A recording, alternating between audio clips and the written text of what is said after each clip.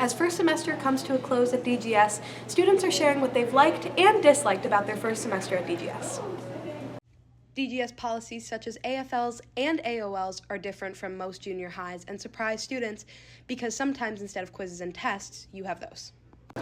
Some DGS policy that came to shock me was the AFLs and the AOLs. It's much more different from middle school and how the AFLs are rated differently.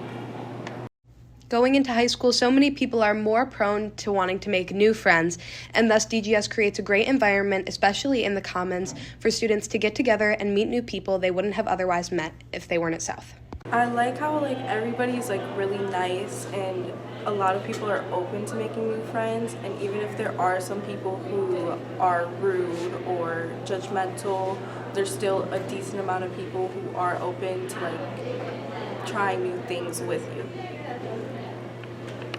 While DGS creates a great environment for new friendships, there are a lot of cliques and groups of friends that were pre-established, and so sometimes it can seem a little bit daunting for incoming freshmen to make new friends if they feel like they don't have a friend group already.